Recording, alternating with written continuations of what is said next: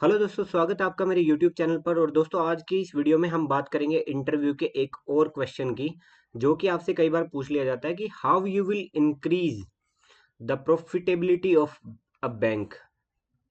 ये क्वेश्चन आपसे पूछ लिया जाता है। अब यहाँ पे ना वो आपकी मैनेजेरियल पावर देखना चाह रहे हैं। ठीक है, मैनेजेरियल पावर देखना चाह रहे हैं और आप ना कैसे एनालिटिक माइंड को यूज करके आप कैसे बैंक के बिजनेस को बढ़ा सकते हो। बेसिकली वो यही जानना चाह रहे हैं, प्रॉफिट को बढ़ा सकते हो। तो इसके बारे में एक एक पॉइंट को हम डिटेल में समझेंगे कि कैसे आपको आंसर करना और क्या पॉइंट आपको यूज करने हैं। तो उससे पहले मैं छोटी सी अपनी इंट्रोडक्शन दे देता हूँ। ये मेरा नाम है, मैं पीओ पोस्टेड था ओबीसी बैंक में। उससे पहले बैंक ऑफ बड़ौदा और सर्व हरियाणा ग्रामीण बैंक में पीओ सिलेक्टेड था। प्रेजेंटली मैं एमओडी में काम कर रहा हूँ। तो चलिए शुरू करते हैं वीडियो के साथ। सबसे पहले जैसे ही वो प्रॉफिटेबिलिटी का क्वेश्चन आपसे कर ले, इसका मतलब समझ जाओ आपके पास ना गोल्डन अपॉर्चुनिटी आ गई है।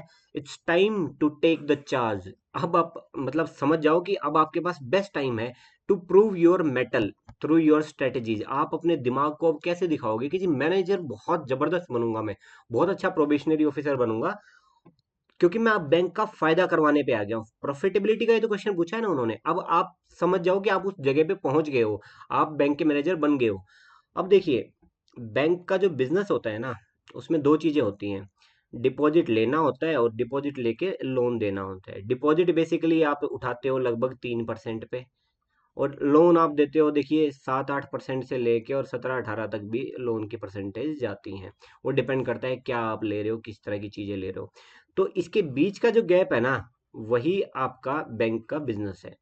जितना आपके पास ये होगा, उतना ज्यादा आप यहाँ पे लोन कर पाओगे। मान लो आपके पास 100 ही रुपए हैं, तो 100 ही रुपए तो लेंड कर पाओगे। तो 3 रुपए तो अपने कस्टमर को दे दिए, और मान लो 7 रुपए आपको गेन हुआ उससे भी। 7 रुपए लोन देने पे मतलब 100 रुपए देने पे 7 रुपए ही तो आए ना आपके पास, तो डिफरेंस है 4 रुपए।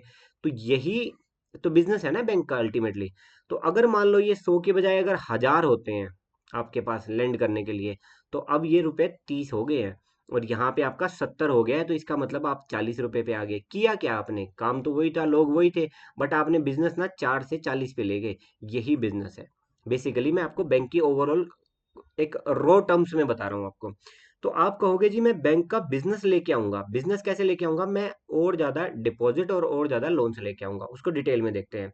सबसे पहले आप पॉइंट यूज करोगे, I will bring more account into my bank branch. More account of what type? CASA type. CASA is what? Current account and saving account. इसके लिए आप क्या करोगे? मैं कैंप्स लगाऊंगा। मैं अलग अलग इंडस्ट्रीज को अप्रोच करूंगा। मान लो किसी इंडस्ट्री के अंदर 100 लोग हैं, आपने उस इंडस्ट्री को अप्रोच किया, जी आपके लोन अकाउंट हमें आपके जो है एम्प्लॉयज के जो है लोन हमें आपने उसको अप्रोच किया कि जी आप अपने 100 एम्प्लॉयज के खाते जो है हमारे यहाँ खुलवाइए, हम आपको ये इंसेंटिव देंगे।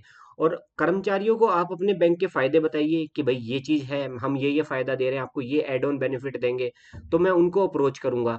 उसके बाद मैं अलग अलग ड्राइव्स चलाऊंगा। आप रूरल एरिया में जाओगे, आपका जो भी बैंकिंग एरिया बनता है वहां पे अलग अलग टाइप की ड्राइव चलाओगे आप। लोन ड्राइव, या फिर डिपॉजिट के लिए, फिक्स डिपॉजिट के लिए, जिस एरिया में जो चीज पॉपुलर है। मान लो किसी पर्टिकुलर एरिया में सेविंग करने की आदत बहुत ज्यादा है, तो आप वहां पे सेविंग से रिलेटेड स्कीम लेके जाओगे। कुछ एरिया है, मान लो एक अर्बन पॉकेट है, वहां पे ना क्रेडिट फैसिलिटी के लिए लोग पागल हो रखे हैं। आप अपनी क्रेडिट की स्कीम्स उनके पास लेके जाओगे, एफडी की लेके जाओगे, आरडी की लेके जाओगे। मतलब जिस एरिया में जो आपको लगेगा कि हाँ यहाँ पे ये चीज बिक रही है, वहां पे मैं वो चीजें लेके जाऊंगा।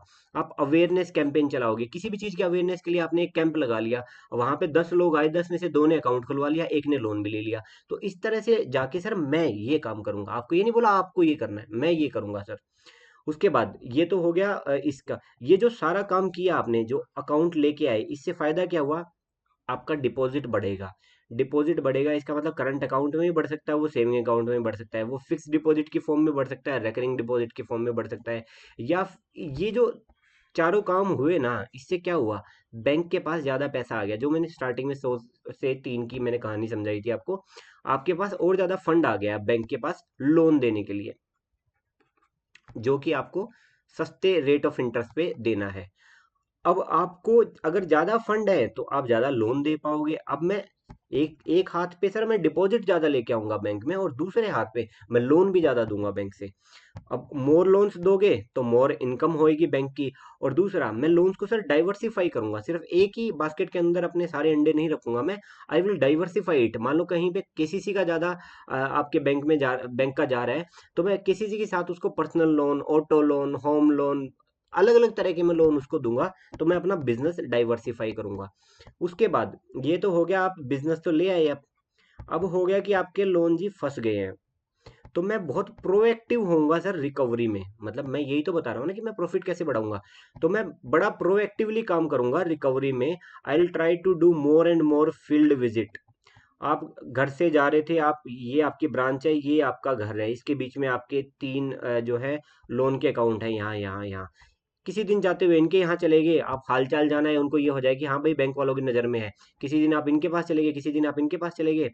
उनको धमकाना नहीं है, मैं सर उनके कांटेक्ट में रहूंगा, ज़्यादा फील्ड विजिट करूंगा, और कोशिश करूंगा जो मेरे उनकी पेमेंट है, आपकी इंटरेस्ट की पेमेंट है या प्रिंसिपल की पेमेंट है, जो किस्त आपकी आनी थी, वो आप टाइमली उसको मॉनिटर करते रहोगे, तो मैं ज़्यादा फील्ड विजिट करूंगा। If somebody is still not paying the money of the bank, I will send notices time to time.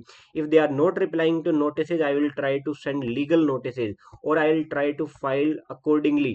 मतलब किस तरह का लोन है, डीआरटी में फाइल करने के लिए मैं प्रोसेस शुरू करूंगा, या फिर एनसीएलटी में फाइल करना है, या फिर लोकल अदालत में कोई केस करना है। मतलब जो भी जिस टाइप का केस होगा, मैं उसमें सारे काम जो है ना प्रोएक्टिवली करूंगा, और कोशिश करूंगा कि बैंक का पैसा जितना जल्दी आ सकता है ना उतना जल्दी मैं लेके आऊं, ताकि मैं उस पैसे को किसी और को दे सकूं।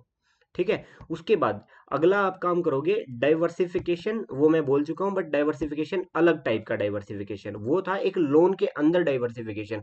अब है बैंकिंग बिजनेस का डाइवर्सिफिकेशन। थर्ड पार्टी प्रोडक्ट में लेके आऊंगा। नॉन कोर बैंकिंग से रिलेटेड जो चीजें है ना, एक तो होती कोर बैंकिंग, डिपॉजिट लिया आपने लोन दे दिया, ये कोर बैंकिंग है। उसके अलावा जो भी है ना वो नॉन कोर बैंकिंग है। कई एक्टिविटी ऐसी होती है जो कमीशन बेस्ड होती है, आपका उनके अंदर कमीशन ही इन्वॉल्व होता है। बैंक अश्योरेंस है, इंश्योरेंस के प्रोडक्ट आप बेच रहे हो, उससे बैंक को कमीशन मिल रहा है। म्यूचुअल फंड से आपको मिल रहा है। क्रॉस सेलिंग करूंगा जी मैं, किसी ने ये लोन ले रखा है, मैं उसको ये लोन दे दूंगा। ये लोन भी ले, इसको मैंने इससे डिपॉजिट भी ले लिए, लोन भी दे दिया, अब इसको इंश्योरेंस बेच देंगे, अब इसको म्यूचुअल फंड बेच देंगे। मतलब मैं उसको क्रॉस सेलिंग करूंगा अलग अलग चीजों की।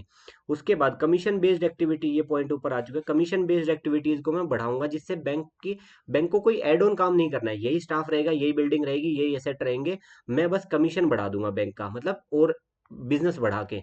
लोकर फैसिलिटी ऐसी है, उसके लिए कुछ नहीं करना। बैंक के अंदर मान लो 50 लोकर पड़े हैं आपके पास, ठीक है, ये सारे लोकर पड़े हैं आपके पास जितने भी, इसमें से सिर्फ 4 चढ़े हुए हैं।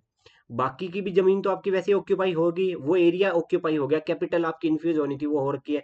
अब ये 4 के बाद अब ना आपके 46 लोकर खाली पड़े हैं। मैं अप्रोच करूंगा अपने एग्जिस्टिंग कस्टमर्स को कि सर आप लोकर की फैसिलिटी भी ले सकते हैं। मैं उनको प्रेजेंट करूंगा, मैं बार बार कॉन्टेक्ट करूंगा किस तरह के लोग जो हैं वो लोकर के लिए आते हैं, मैं ताकि उनको कॉन्टेक्ट कर सकूं कि वो बैंक में आके अपनी लोकर की फैसिलिटी ले लें। कैपिटल बैंक की लगी रहेगी, बट मैं उससे प्रॉफिट ज्यादा जनरेट कर दूंगा। तो इस तरह से मैं बैंक की हेल्प कर दूंगा। एलसीबीजी एक कॉन्सेप्ट होता है जिसमें आप बेसिकली डायरेक्टली लेंडिंग और बोरोविंग नहीं कर रहे, बट आप उसको ना एक काइंड ऑफ लेटर दे रहे हो, आप एक गारंटी दे रहे हो, बैंक गारंटी होती है ये। आपने उसमें पढ़ी भी होगी, इन चीज़ों के बारे में पढ़ लेना, अगर ये बोलो तो इसके ऊपर काउंटर क्वेश्चन हो सकते हैं, तो डिटेल में इसके बारे में टेक्निकली में जान लेना। और good luck for your examination. दोस्तों घबराओ मत, आपने बहुत मेहनत करी है, प्री निकाला है, मेंस निकाला है। प्री और मेंस ऐसे ही नहीं निकला, आपने नॉलेज गेन करी है, आपको आता है सब। अब घबराओ मत, घबराओगे तो परफॉर्मेंस डाउन होएगी। आप मोटिवेट करो खुद को कि आपने प्री निकाल दिया, मेंस निकाल दिया, तो इंटरव्यू कौन सी बड़ी चीज है, तो आप कर लोगे, टेंशन ना लो। Good luck for your examination and thank you so much for watching. जय हिंद, जय भारत। ये सारे के सारे जो वीडियोस हैं मैं ये डाल चुका हूँ, और इसके अलावा भी अगर आप चाहते हैं कि कोई वीडियो मैं डालूं, तो कमेंट सेक्शन में मुझे बता दो, और बाकियों को भी अगर यही वीडियो चाहिए तो उसके कमेंट को लाइक कर दो, ताकि मुझे पता चल जाए कि बहुत सारे लोगों की यही वीडियो की डिमांड है।